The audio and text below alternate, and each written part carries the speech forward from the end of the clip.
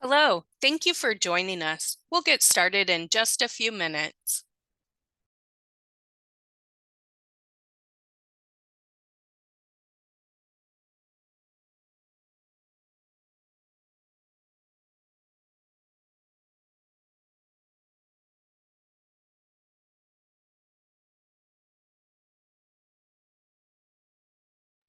Thank you for joining us. Feel free to use the chat feature to tell us where you're joining from.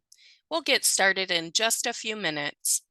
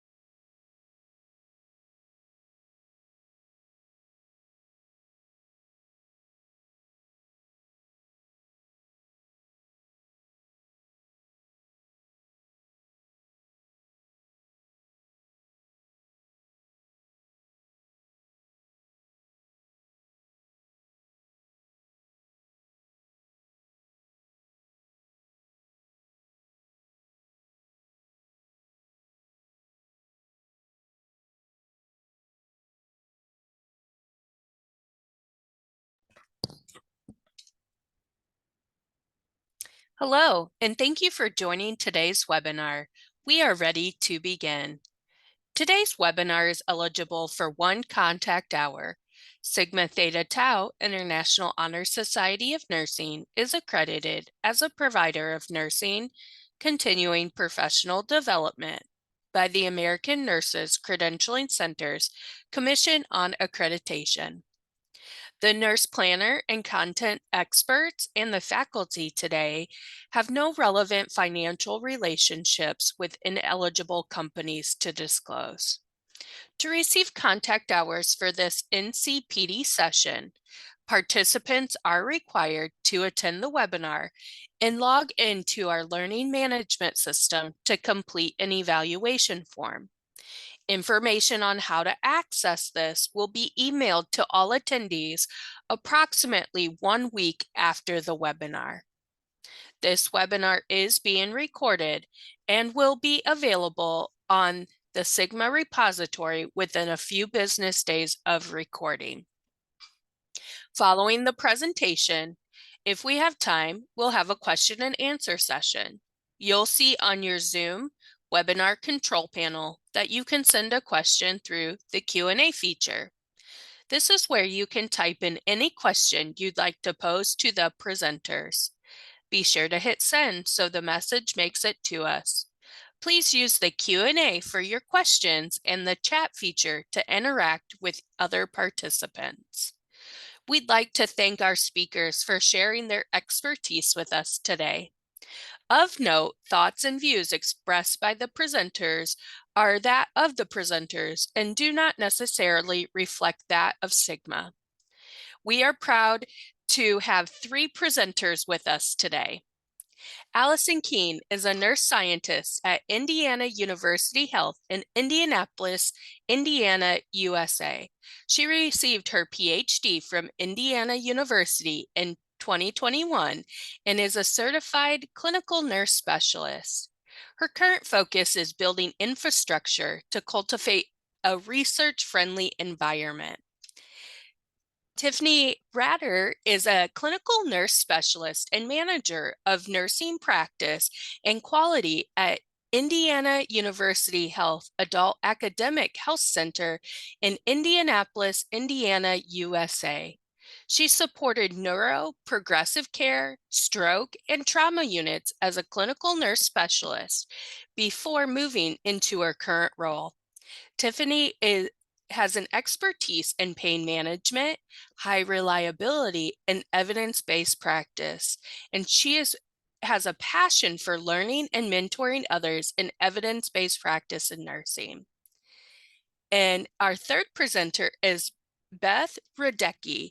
She's a clinical nurse specialist and the director of system quality, patient safety, and experience at Columbus Regional Health in Indiana, USA. She has over 25 years of healthcare experience with a focus on patient safety and quality improvement for the last 14 years. She's led numerous project improvement initiatives, empowering clinicians to enhance patient care and streamline healthcare processes. We are so excited to have all three of these presenters, and we're going to turn over the presentation to them. Good morning, and thank you so much for joining us. We're so excited to be able to share this work with all of you. We are going to start out with, there we go, what we're going to be talking about here today and the next hour. We're going to talk about our INQUIRE model and the business case that we developed for it and the whys behind the INQUIRE model. We're going to talk about our preliminary findings that we have developed and worked through. And then we're going to share with you how an example of a real life healthcare trigger and how the INQUIRE model can work through that. So starting with making the business case. First, when we started talking about this INQUIRE model, we looked at what the demand was. What were the gaps when we were looking at projects and EBP and QI and research? What were the gaps there? What we discovered was there was a lot of missed steps. Sometimes people would go right to the solution. Maybe it wasn't the right solution, though. They wouldn't actually take the time to examine the root cause or look at the evidence to see if there was an existing solution. We also saw a lot of resource duplication. That might have been multiple groups working on the same project, or it might have been that they were trying to do the same thing multiple times with the same results and not being successful. How many times have we heard, we just need to educate? But maybe that is not the right solution because it's not geared towards the root cause. We also saw misuse of resources. So we wanted to make sure we had the right resources at the right time, that we had the right people and the right influences. And then we also saw a lot of confusion around the problem-solving methods, EBP, QI, research, innovation. People would go down the wrong path and be really confused about what was the right approach. So we started looking at also what were the unintended consequences of that confusion and those missteps and the resource utilization. One leads to team burnout, right? Our nurses are getting burned out, frustrated with the process and the failures. We also saw a lot of time and money wasted through those efforts. And ultimately, our patients suffered from that because they're not getting the improved outcomes that can come from EBP, QI, and research. And we also know how long it takes to get evidence into practice. So we had a delay in getting those right resources and the right evidence into practice at the bedside to help our patient outcomes. So our solution was the query model. Our team spent a lot of time, Allison and I and Beth and several others worked through this as a time in COVID that was really difficult. This brought us a lot of joy. And this was the model that we came up with. It's a tool to help with the project decision making. And its goal is to clarify and amplify the uniqueness of each pathway. So you start out with a trigger. What is the question? And then we look to see, is there demand for this solution? Is this a problem that's just in one small area, or is this a widespread problem? We'll talk a little bit more about each step, but also looking at, does it fit with the organization? And then we want to take a deeper look at that trigger. And then we want to scan for a solution. We don't want to go straight to a solution. We want to see if there's evidence out there. We'll also talk a little bit more about other options for scanning for solutions. And then if there is sufficient evidence, well, then we're going to go to implementation. And we can look at that as either a process change or a practice change. And then that determines the pathway. Is it quality improvement, or are we going to go down an evidence-based practice pathway if it's a practice change? If there isn't sufficient evidence or there's not an established practice, then that's where we've got to create something new. And that's where we move into research or innovation. And that would be either a new solution that might be innovation, or do we need to create new knowledge around the topic? And that would lend us into research. And this model helps us keep on track and keeps us from missing valuable, important steps that help inform the entire process. It also helps us use our resources effectively based on the unique skills and expertise of the people involved in those key stakeholders. We're going to take a little journey together this morning and use an existing healthcare trigger that we experienced in our organization to explore the different project possibilities. So the first step, as I mentioned, is the trigger. The problem, the opportunity, a curious question from a staff member, or a challenge, that spirit of inquiry for a change. So when we think about that, we also need to think about who's going to be impacted by it, how long will it take, what resources are available, and those are all things that we're going to need for the next step as well. So for us, our example is going to be around mobility. In our organization here at IU Health, we fully realize, as most of us do, that our hospitalized patients suffer from mobility regression while they're in the hospital. That negatively impacts their length of stay, the risk for pressure injury and falls, and discharge disposition. We wanted to see how mobility impacted our patients. And we found in the literature that consistent patient mobilization during hospitalization is necessary to achieve positive patient outcomes and avoid unnecessary healthcare costs. So we wanted to explore what it would look like, or what the evidence says about implementation of a standardized mobility functional assessment into our mobility protocol. And if that would allow for a common language for all our staff and help with the congruence of the mobility plan across the care continuum. So the second step is confirming and or creating demand. So we want to make sure this aligns with our organizational goals. And we also need to provide a rationale to support the need to explore this trigger. And sometimes it may not align with something, but you recognize that it is still important. So then that's where we can create the demand. We can create that business case that says, no, this isn't directly on our strategic plan, but let me show you how it aligns with our strategic plan. So is there a need for a solution? What do you hope to achieve?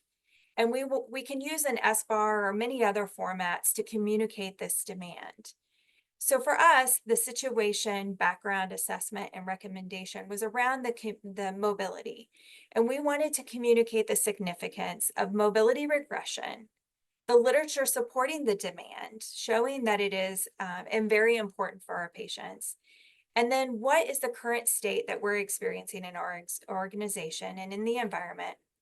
And then offer a very clear recommendation to our leadership that we needed to update the mobility protocol with evidence-based nursing care. So we move on to now studying the trigger. What's the current state? What data is available around that trigger, in our case, mobility? And there's lots of different tools that you can use for this. We have some of those here. And what we did is we looked at the mobility data that we had, which was length of stay, falls, of course, hospital-acquired pressure injuries, and mobility documentation. And that really helps us narrow down what we want to look at instead of having other things that can cloud the problem and the trigger. We want to make sure that we really narrow down on the root cause. And the next step is scanning for that solution. So while we have an idea of what may work, we really need to go to the literature and see if evidence supports our idea or if there is a better solution out there. So first, you can do that brief search of the literature. And again, this initial scan of solutions is a very high level scan. You're not doing a lit table yet because we want to see if there is a solution. So we're going to do a brief search. You can phone a friend who's a content expert. You can identify best practices within or outside of your organization, and that may align with phoning a friend as well. If you know somebody who's been very successful in an endeavor like this, you can reach out to them. And then also review of those regulatory and industry guidelines. For us, again, we looked at a brief literature review. We talked to other experts like our rehab colleagues. And then we also reached out to other healthcare centers to see what they were doing, like Johns Hopkins and Cleveland Clinic. So we get to a decision point here where we're looking to see, okay, we've done this quick review of the literature. We've reached out to other people. Is there actual evidence out there to support a solution? Is there an existing solution? Because we don't want to recreate the wheel. If there is a known solution that is viable and successful. So when we looked at ours, we found that yes, we had very good evidence to support implementation of a standardized mobility functional assessment into our mobility protocol. And we got that from the literature. It was a known solution. So when we think about an identified solution that's already in practice and we're wanting to change our practice, that's evidence-based practice. So we're going to use that to go down our evidence-based practice pathway. Again, we took and looked at that literature review. We compared existing mobility programs and associated evidence outcomes and created an extensive side-by-side table that showed the different things that they were doing and those outcomes, and found one that aligned best with our organization and existing resources like the electronic medical record and staff. And I am going to hand off now to Allison to discuss the evaluation. Thanks, Tiffany. I'm going to share a little bit about our evaluation journey and a little bit about what we've learned so far.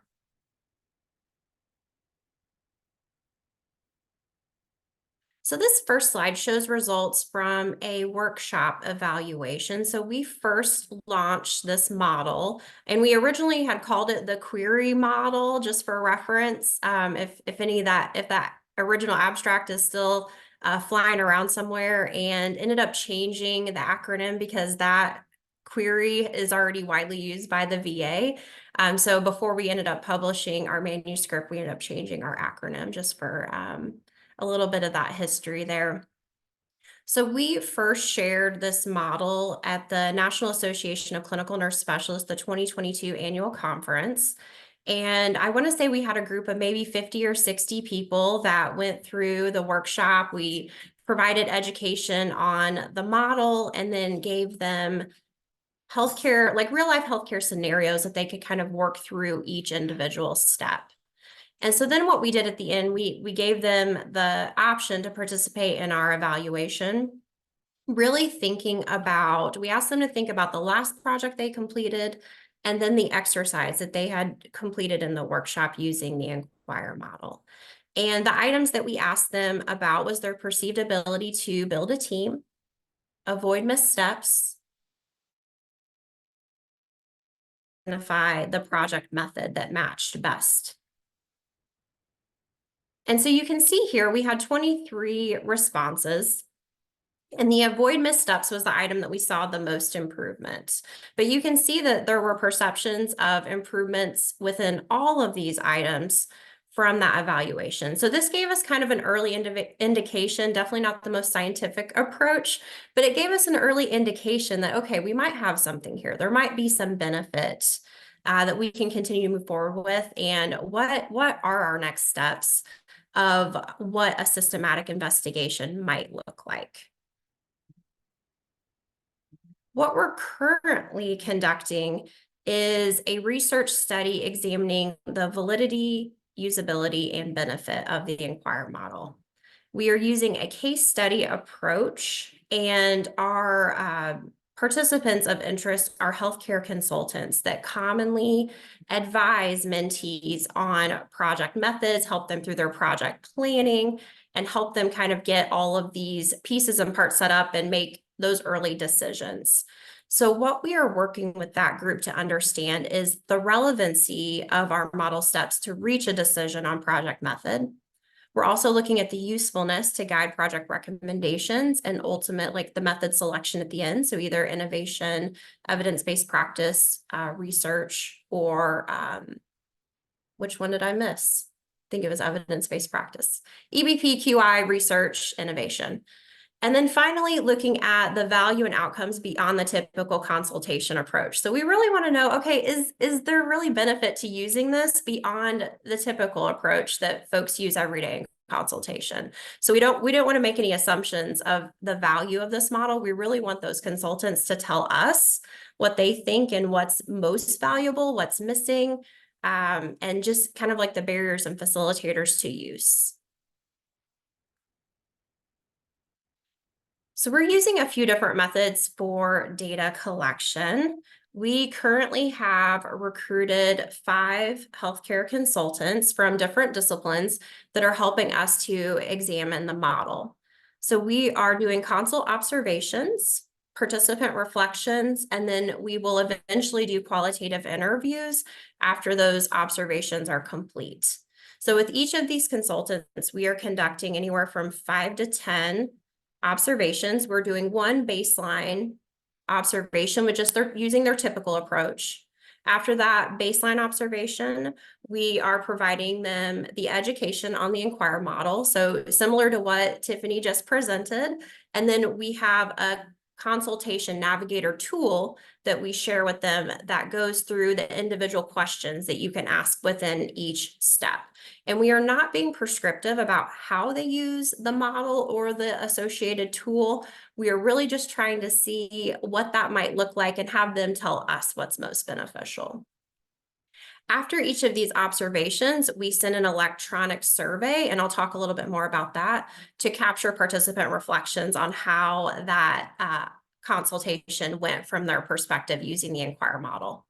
And then when we move forward to the qualitative interviews, which we haven't gotten to that stage yet, we'll be using a semi-structured interview guide to really dig into those decision points a little bit more that we identified from the observations.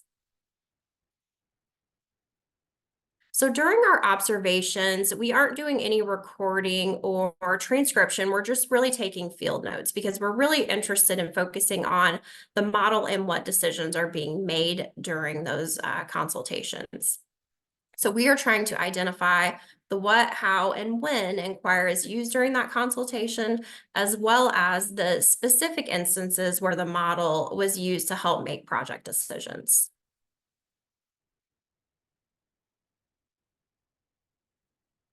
So from our preliminary analysis, we've observed 7 consultations so far. So this is how the observations have really fit within each of the steps. So starting with demand, really the consultants are discussing that priority from like a national level to the organizational level and then to the more local level of those affected stakeholders. So if we're looking at like pain management, for example, what are the patient's perceptions of pain management on the unit? Are there opportunities for improvement? And then what is that demand from like a national and strategic organizational level as well? Leadership support was really discussed. Also, really again, at the local level, the unit level leadership, all the way up through the executive leadership. Are we going to get the support that we need? Is this something that our organization's really focused on from a leadership standpoint? And then I love this last one about making a difference. At the end of the day, each of these mentees came to these consultants with something that they really cared about. It was a spot where they could really make a difference for their patients or their fellow team members.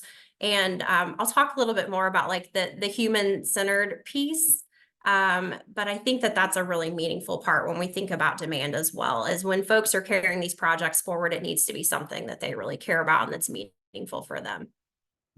Moving on to studying the trigger, that was really about looking at the overall trigger incidence and prevalence, more at like a national level, but then like focusing in on like the populations and settings with the highest incidence within the healthcare setting. So if we're focused on, let's just go back to pain management. If we're focused on pain management, what are our populations? Is it, sickle cell? Is it transplant? What are those populations that are struggling the most? Where are we seeing the highest incidence, where we have opportunity for improvement? And then driving into the baseline assessment. So Tiffany talked a lot about root cause and like how do we dig into that a little bit more, and we have so many solutions that aren't matching with the problems that we've identified. So this was a really important step where there was a lot of discussion about doing some type of chart review, interview, and or surveys with the stakeholders that are involved. And then moving into the next step with the solution scan, a lot of this was looking at the literature for solutions or best practices, but then also looking at barriers and facilitators of that identified trigger. So for pain management, what are some things that kind of get in the way of effective pain management or non-pharmacological interventions? What are things that, help that or make it better? Also looking into clinical guidelines for solutions. And then this step is really important because it helps to inform whether sufficient evidence is present. So there was a lot of discussion about that. Is like, do we have sufficient evidence? Can we consider this an evidence-based practice change? Are we looking at process? So this is where I think once we got to the solution scan, where some really important decisions started coming out, where we are starting to lean towards a specific method. And then getting into the individual, this is where we were making decisions about the method. And you can see a lot of the conversation was really about the difference between quality improvement and research. Which when I think back to like our original like literature review, there's a lot of information comparing these two. So in the quality improvement method, a lot of discussion was about, what's the best way to perform the intervention efficiently and effectively. We're really looking at that process change to implement EBP, process data collection as well, really looking at the intervention fidelity. And then lack of systematic investigation, rather. So looking at those, shorter cycles of change and how we can make improvements more rapidly. And then I'll just hop over to research. A lot of the discussion there was, the intent for generalizable knowledge. We have some type of gap. There's insufficient evidence or a lack of original research focused on our trigger. And then finally, use of that systematic investigation. So that might have some things that were mentioned there were like use of reliable and valid tools, having a very specific sampling plan, inclusion, exclusion criteria, having a comparison group. So those were a few of the discussion points mentioned there. And then when we moved into the EBP and innovation spaces, it was more of like what you didn't have or like what was needed. So evidence-based practice, there was a lot of discussion about we need to make sure we have sufficient evidence if we're going to move forward in this space, and what does that look like? And then in the innovation space, one of the discussions talked about interventions, like this isn't applicable anymore because we're seeing some of these interventions become more prevalent in the environment. So I'll give an example. One of the things that was talked about was virtual nursing. At one point, virtual nursing was very innovative. This was something like novel that had not been done before. We are still kind of trying to understand what that needed to look like, how it can meet the need of the patient and the organization. And over the last few years, it's become very prevalent in our organizations. So isn't considered as an innovation any longer. So then moving into the participant reflections after those observations, we asked folks to complete those within ideally 4 hours of their consultation. And we asked them to think about the following questions in reflection of the recent consultation using the INQUIRE model. So we asked them, what did you notice? What went well? What didn't go so well? And then what was missing?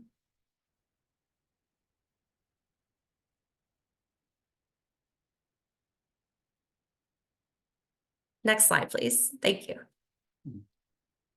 And there were a few reflection themes that we identified. And again, this is very preliminary. This was, from 7, the data we're sharing is from 7 observations and 7 reflections. So we still have a ways to go. But the main themes that we identified were establishing roles and responsibilities, building relationships with mentees, and then finally tailoring consultation to mentee needs and experience. And I'll talk about a little bit about each one of those. And overall, what we found, sorry, can you go back just one slide? Thank you. Overall, what we found is that the reflections were more centralized on the consultant's perceived ability to kind of direct and navigate that consultation and less about the inquire. So in hindsight, some of our team's discussion is how can we kind of circle back with those with our participants to kind of get them a little bit closer to reflections with inquire and how are they feeling like that's going in those consultations. But establishing roles and responsibilities was a lot about, who's facilitating the conversation, who's leading the agenda, what is the established role of the healthcare project consultant, how are we kind of navigating some of these like roles and responsibilities. Building relationships was really all about kind of, building rapport, getting to know the mentee as an individual and what matters most to them. Additionally, some of the consultants mentioned letting some of the conversation maybe go off topic a little bit just to kind of build that rapport before they were, felt like the relationship was a little bit more established to where they could kind of bring them back to like, okay, here's the purpose and what we're talking about today. And then finally, tailoring consultation was really about understanding not only the needs of the mentee, but also the level of experience that they're coming with. Because a lot of times the consultants mentioned, wanting to make sure that they were meeting their expectations, that they're helping folks progress and make important decisions. And one of the reflections in particular talked about, I really needed to adjust my expectations of where we were, how quickly we were going to progress, and kind of like readjust to, maybe move more slowly for folks that are more in like those beginning stages, early level, versus folks that might come with a little bit more experience that can move more quickly. So really tailoring that consultation to the need. So at this point, I'm going to hand off to Beth, and hopefully soon we'll have more to share from our research study. But Beth's going to talk a little bit about how the model can be applied to healthcare triggers and how you all can use some of our tools to apply the model in your everyday practice. Yeah, thank you, Allison. So I'm going to walk you through a couple case examples where we apply the model step by step to really highlight how you can do it. And there was a question in the chat that I noticed, and I want you to think about it maybe and see if it helps as we go through this. But out in the literature, I think Allison alluded to this too, that there is a lot of information about the difference between EBP and QI in research. And this model really does too is we talk through it. It's really also a decision-making model. Like, how do we ensure going through each step that we're not missing things in the beginning that might change the solution that we choose or the process that we take along the way? So by walking through these, hopefully this will help kind of show those steps and why it can help to guide just that walk through the whole process. So back in next slide. So for the first example, back in 2022, we had a situation, an event reported where we had 2 telemetry packs that were switched between 2 patients. And we didn't notice it until telemetry had called the nursing unit indicating that one of the patients had a potential heart block.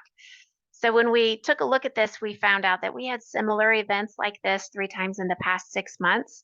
And when those events happened, the response was nursing leaders developed a business card that they attached to the telepack that had the telemetry department's phone number on it to remind the nurse to call and verify patient identification.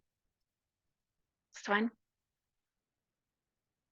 So When this event happened, the first response was to put out more reminders or re-educate the nurses on the floor that, hey, we need to make sure that we're calling tele and we need to verify patient identification. But our safety manager wanted to dig a little deeper on to figure out what was really happening. So she went out to the units and the departments to really take a look at the work as it was being done, not as designed, but work is being done, and to see what was happening and how the process worked. So that review revealed that both of the patients had telemetry ordered within minutes of each other. And so that meant that the tele techs were preparing the telepacks to send to the nursing units at the exact same time. When we looked at previous events, they just assumed that the switches were happening on the nursing units because those telepacks were going up at the same time, and so therefore the nurses must have switched them and then not did a good patient identification.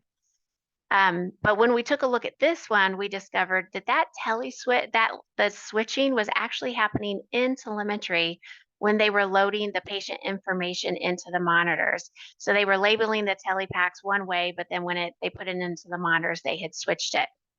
So then when the nurses were calling to the tele department to say that they've got the pack on, verify the rhythm, they were only using the patient room number to verify that they had the right patient identification. And so therefore it wouldn't pick up on the switch that happened. So we knew that we had some best practice already in place for other issues or for other ways that when we need to do patient identification, such as medication administration, or when we're taking patients off the unit to different departments or different things for tests. And those were currently being used. Patient name, we would do MRN or date of birth. And then, like Tiffany suggested during the assessment, we also phoned a friend, somebody who works on it at another organization and frequently calls telemetry to verify telepacks to find out what they did. And they also included the telepack number. So now we're going to break it down, dissect the story just a little bit to highlight the steps of the INQUIRE model. So the telepacks were switched on the patient. So that initial report of the telepack switch was our trigger. We knew that this was a repeated safety event because we had 6 or so different or 3 other events in the last 6 months of this event happening. But also we knew that this was a really important thing to take a look at, because if this could have a catastrophic outcome if there was a more serious thing such as asystole and we were calling the wrong place. We also, as we identified or studied the trigger, we found out that the old solution did not address the root cause. And so just the reminder for the nurses to call really didn't catch that we have the wrong number or that we weren't using the right identifiers. And so we discovered that we definitely had that gap in the patient and telepack identification. So with our quick scan, we knew that we already had internal best practices in place of using the identifiers, as well as a quick call to an external place. So our solution, we had enough established practice and evidence to use the 2 patient identifiers, and our solution was really just to design a way to do it differently. How do we improve our process? So based on this information, we're going to do a poll. And what is the recommended method based on that situation, background, and assessment? Evidence-based practice, innovation, research, or quality improvement?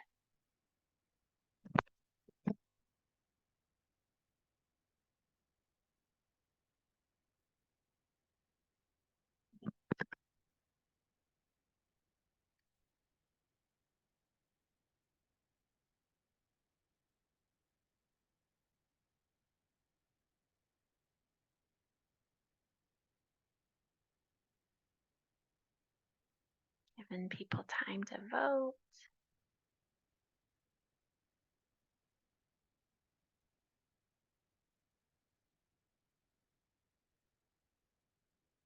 All right. Oh, go ahead, Lisa. Can we see the results? Yeah, do you see the results? Did they pop up?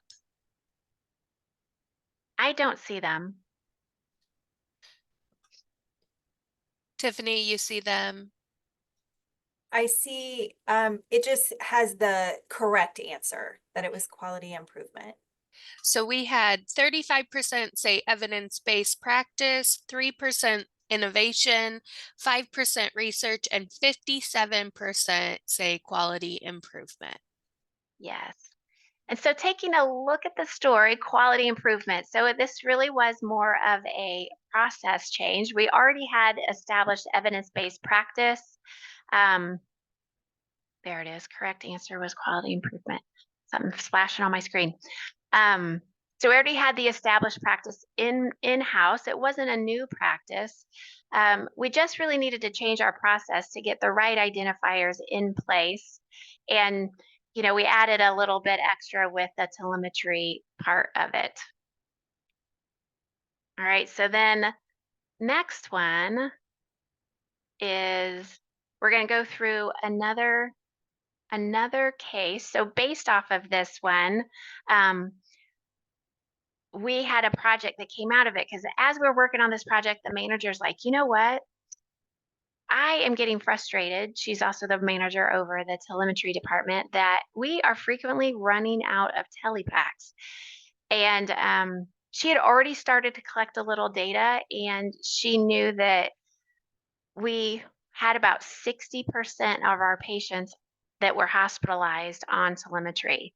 Um, and this could be a case of overutilization, and so it really was a priority for the hospital to see how can we improve our utilization of different tests and and have some better outcomes. So what we did is we pulled a group together to study the trigger, and we realized as we talked through this that there were many times on our safety call that there were escalations saying that we were low on telepacks, that we were asking for the leaders to take a look at their orders to see if there were any that could be discontinued. We also found out as we studied the trigger that part of the problem was we had patients who were in our emergency department on telemetry, and that order was kind of hanging out in that emergency department view. And then when they came up to the floor, nurses saw that they were on telemetry in ED, and so they would just continue telemetry per protocol on the floor. And so we had a lot of increased uses of telemetry that likely were not needed. We also took a look at our order sets to see um, how those were put together. Did we have time frames of when they would be used for what conditions? And discovered that we didn't have any evidence-based guidelines in practice. It was just one generic order for telemetry, and it would continue until the provider took a look at it and decided that they didn't need it anymore. So we pulled that group decided that we would take a deeper look into the literature and found first we did the quick scan, and that manager, when she came to the unit, she was like armed and ready. I have some guidelines. Look at these. We're not using them correct. So we took those as well as some other information, and our CMO was on our team as well, and he highlighted that there is also the choosing wisely recommendation and those guidelines where it is there to reduce utilization. One of their choosing wisely ways to reduce utilization that they highlighted was the use of telemetry outside the ICU. And they also had a lot of really good resources and guidelines. So from that quick scan and knowing that we didn't have that evidence-based practice in place, we pulled a group together to establish some evidence-based practice guidelines, and then to figure out how would we implement this into practice. So based off of that story, we'll do another poll. What do you think this was? So the poll is going to be launched. You should see an additional pop-up on your screen. We will just give a short amount of time for you to make your selection. So please make your selection right now. If you don't get to it, it's okay. It's not a test. You won't be graded on it. So when we get to about 50% or so of participants will end the polling. So please make your selection. All right, so we have 12% said this particular example was quality improvement. 70% said evidence-based practice, 14% said innovation, and 4% said research. Right. So evidence-based practice, the majority is correct. So looking back at this again, we did not have evidence-based guidelines or evidence-based practice guidelines in place. So this was definitely a new practice for us that we were going to do. There was established guidelines, and there was a lot of research out there on what were the best times when to order telemetry and how long to continue it. So it really wasn't research. We didn't need any new knowledge, and we didn't have any innovation to come up with some new solution. And it was more than just an QI, because it really was introducing new practice, especially for our providers and their ordering practices around the use of telemetry. So next slide. So as we wrap up here, we did want to share our toolkit. Currently, we have 2 documents that help to guide the use of the INQUIRE model through the steps. So the project worksheet, it's a worksheet that could be used by the person doing the work or the team who's going to be working on the project. And it outlines every step. And then underneath those steps are the questions that Tiffany reviewed in the beginning, to really help them think through each step of the process and to guide their decision making. There's also links in there to some of the resources that are currently out there on the web, from like the IHI and the 5 Whys, or some of those different tools that help them really understand ways to study the trigger or to take a look at the process that they're looking at. And then the consultation navigator is more for the person who is going to guide somebody else or advise them as they're walking through the project selection process. And it too has the questions listed underneath each step that you might want to ask the mentee, and then also some space to write notes and help to capture any discussion that you've had to then contribute to the final decision making process. And then there's a reference to our article for more information on the model. Next slide.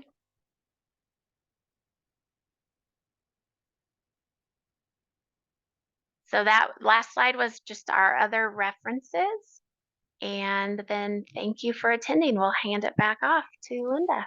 Yeah, so thank you so much for all of this great information. We do have a few minutes for some questions. So if you're prepared, let's go ahead and dive into some of the questions. How are you using the PPQ or mountain model to tie process and practice improvement together? Can you give any additional examples of assembling this team and working through this? Any short way to answer that? I can take the PPQ and mountain model. We have a research to practice team at our hospital. So our organization is a 17 hospital system. So Tiffany and I work at 2 of the adult health hospitals downtown in Indianapolis.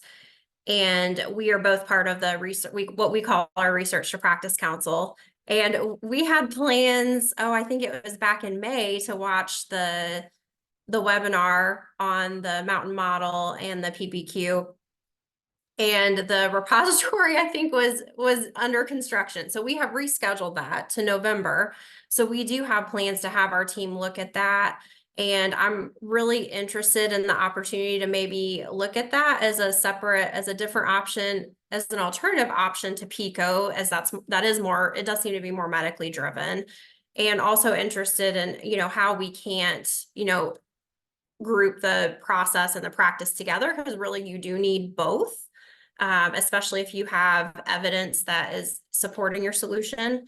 So we do have plans for that. I'm not sure how it will really integrate with INQUIRE, but definitely something we're going to look at. And then I think the other question was about the team. Team selection, yeah. Beth, do you want to Yeah, talk about that? sure.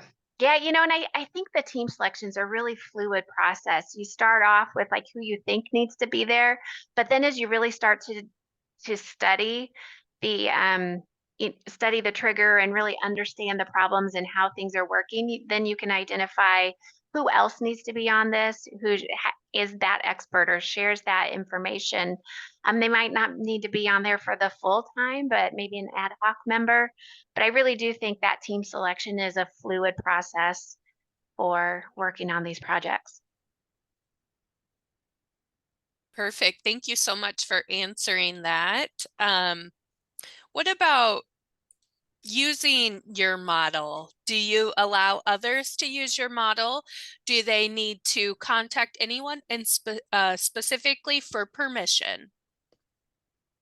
Yeah, that's a great question. I just worked with our legal team about a year ago to kind of work through that process. Always really fun to work with legal and contracts.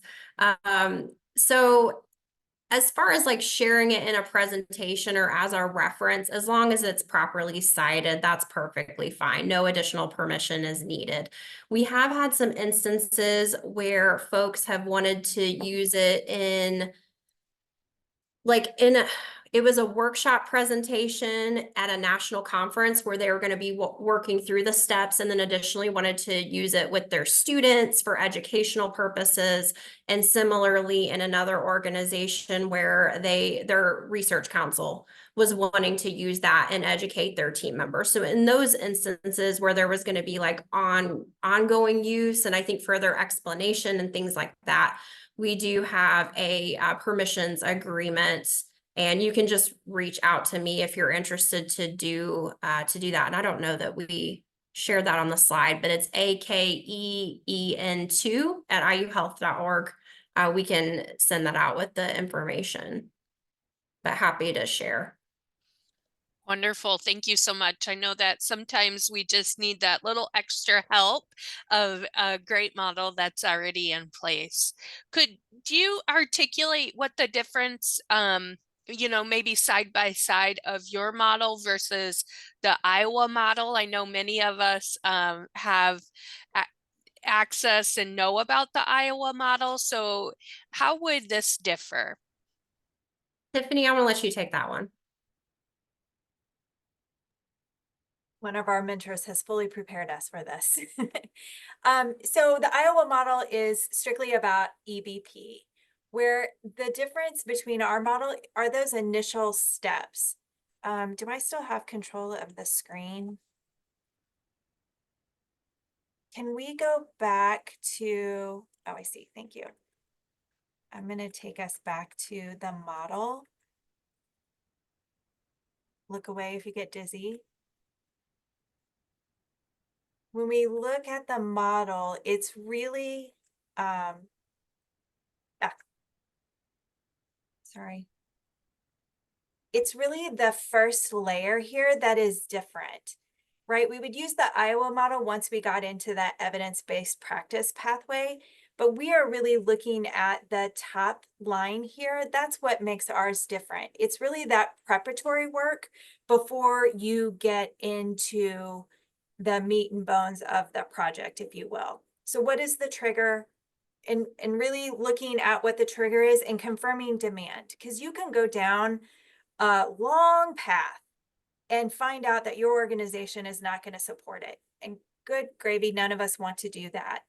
So really, it's those steps of making sure there is demand, making sure the organization will support it, making sure that you have the resources to support it, you have that team around you, and then really digging into the trigger and that initial scan for solution to determine, is there sufficient evidence? Is there anything out there that supports it or doesn't support it? And then you can go down those two pathways. Is it implementation or is it research and innovation? That's where this model is different. Allison, Beth, you want to add anything else? I agree. And I think, just from we have a lot of nurses recently who are on our clinical ladder process, and they want to do some EBP projects, and they're all coming to us with a solution already. And here's my EBP project, but they really haven't even taken a look and understand, is this the right solution? Is this really going to solve the problem? And as we saw in that first example, it's kind of very, even though it was the QI, it was very simple. The nursing leaders just thought that those nurses need to be reminded, but that really didn't solve for anything. And that's what leads to the burnout and the exhaustion. And it ends up things being the thing of the month, like this is what we're doing this month. And a lot of that could come from because we're really not taking the time to do these initial steps. Yeah, Yeah, and I think that's, for the, oh, oh, go sorry. ahead. No, go ahead. I was just gonna say, I think that was our vision, like Beth said, this is kind of like our precursor to deciding any method, is that we would methodically, systematically start going through these steps, make sure that we're solving our trigger of interest, make sure that we're looking at the available evidence before we're even thinking about a method that might bias some of our decision making. And initially, this model had connections to specific method like Iowa and agile implementation. And what we realized is that this was like the important part of it was the decisions. And then this can be localized to any step-based model that you choose to use for EBP or innovation or quality improvement. So you can use PDSA if that's what your organization uses, or DMAIC. We're not going to be prescriptive about that. So it makes it more generalizable in that sense as well. Wonderful. Thank you so much for answering that. If we could stay on this slide for a minute, we have a question about innovation. So we know that there's a lot of work done in the space of QI, evidence-based practice and research, but what are you specifically using to help staff and guide them through the process of innovation? I can speak to we recently did a innovation workshop, and I think we're still learning. I'll be honest, I think we're still learning through this. And what we had folks identify were gaps that they were seeing in practice that they could not find solutions for. So these were specific instances where they didn't have what they needed. I will say that I think some of these challenges can get, sometimes we end up moving into more of like a QI space with some of this work, or yeah, I think some of the projects end up moving into a QI space. So I think in future learning with these workshops, we need to be very intentional about what innovation is, because I think that term is starting to get very watered down to where anything's innovation. So that, I think that was learning for me, kind of being involved from like the outside of this workshop. But I do think that that is a way to engage people and take them through like design thinking. So there was some good intention behind like the conceptual and like, how do we design? How do we think about our users? How do we have empathy for our users? So there's a lot of great resources out there through IDEO. So IDEO and then University of Stanford, I would recommend looking at those organizations. The ANA has a wonderful innovation accelerator program that me and a couple of our colleagues just went through, and it has some really good resources as well. So I'd recommend checking out some of those if you're interested to pursue that further. But I would say we are still in very preliminary stages from a nursing standpoint. I think we do have some folks on the medicine side that are a little bit further along, but we have some work to do.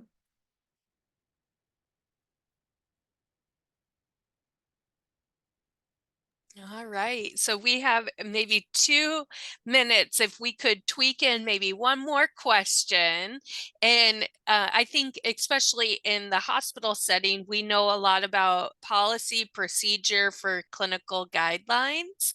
So do you have any suggestions for guidelines that haven't been updated in 3, 5, 7 years? And how do we maintain evidence-based policies for current best practice? Yeah, you're shaking your head. So you know well what we're talking about. Yeah, I'll hop in here.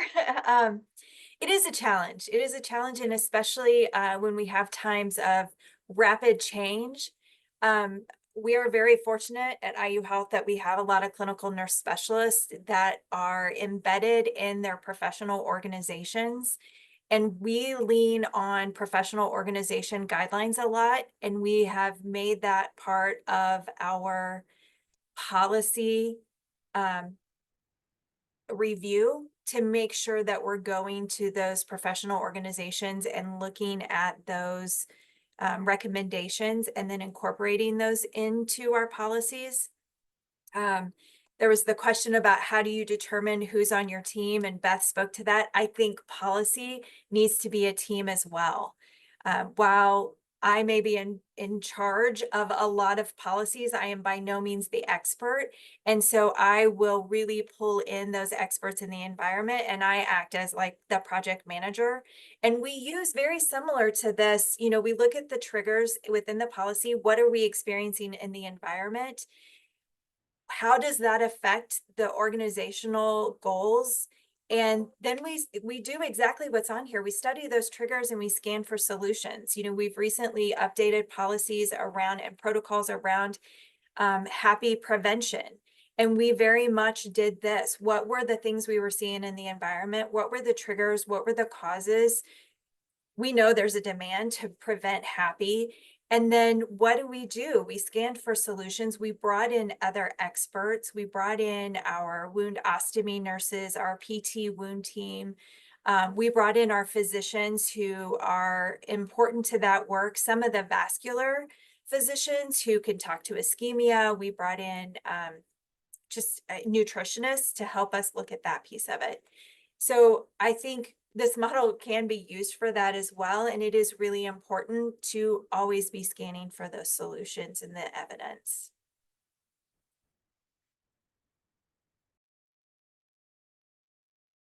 Wonderful.